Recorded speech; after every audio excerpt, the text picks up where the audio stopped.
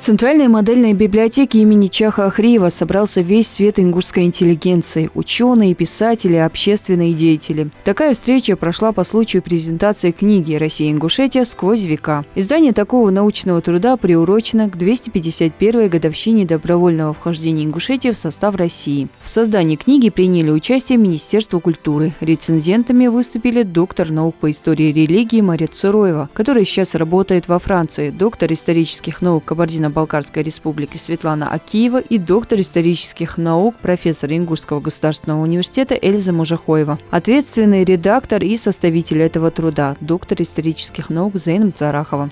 Над книгой «Россия и Ингушетия» мы работали последние все эти годы. Первый раз книга была издана 10 лет назад, когда мы отмечали 240-летие.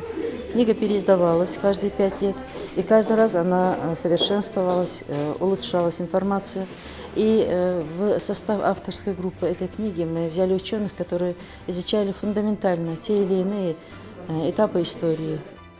Любой научный труд опирается на опыт, накопленный не одним поколением ученых. И Зейнаб Зарахова отмечает, что эта работа стала возможна благодаря первым профессиональным археологам, историкам и тем, кто изучал эпос. Перед собой они ставили задачу показать нашу историческую древность и давность общения с Древней Русью. Это материалы Дашлако Мальсагова, к слову о некоторых непонятых местах слова полку Игореве.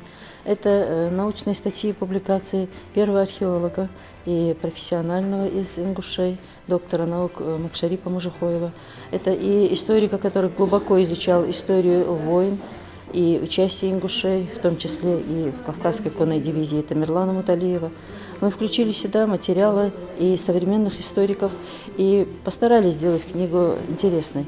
Я очень благодарна министру культуры Республики Ингушетия Тамерлану Дзейтову, который поддержал эту идею и помог в издании этой книги. Предыдущее издание книги «Россия и Ингушетия. Сквозь века» в 2010 году на Всероссийском форуме была высоко оценена руководством страны. Мне приятно, что книга нашла отклик, и сегодня ее можно так вот и популяризировать, и через эту книгу говорить о том, какие мы имеем славные страницы в истории. Но когда выходит каждая очередная книга, это еще больше ответственности перед тем, что ты делаешь и что ты обязан сказать.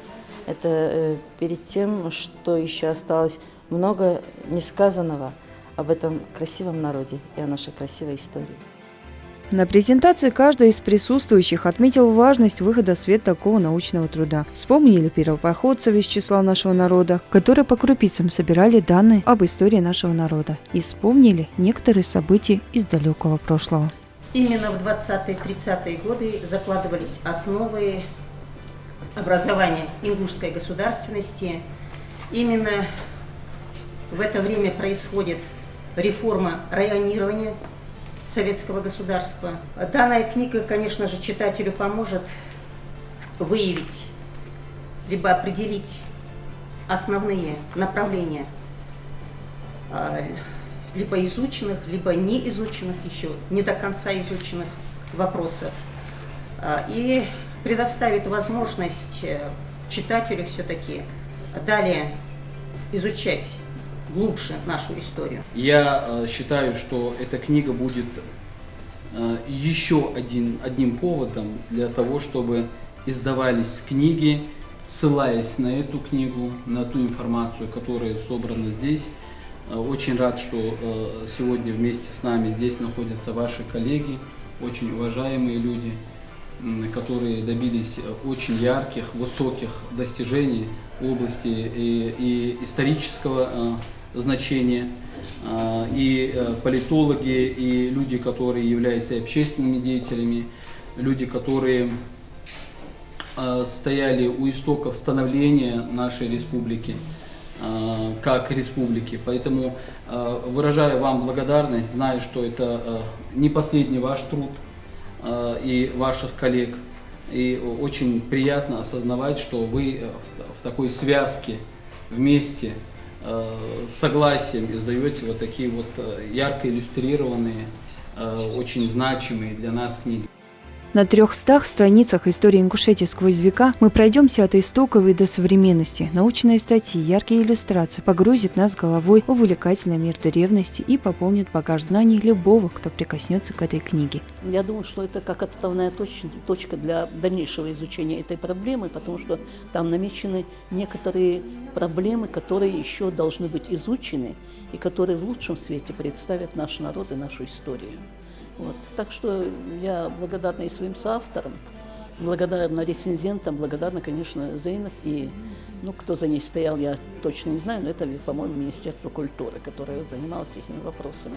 Она будет очень полезна для того, чтобы наши студенты, наша молодежь, чтобы она изучала вот эти вот проблемы. Это, можно сказать, многое в одной книге.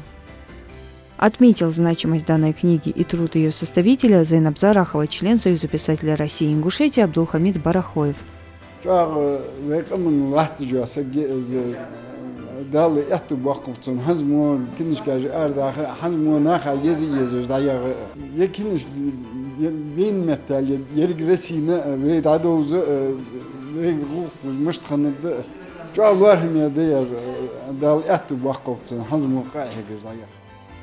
Говорили на презентации на самые разные темы, о самой книге, ее составителях, истории и культуре народа, об общей истории, которая связывает нас с Россией. Приятной частью программы стал музыкальный номер, который исполнила народная артистка Ингушетии Любовь Барахоева.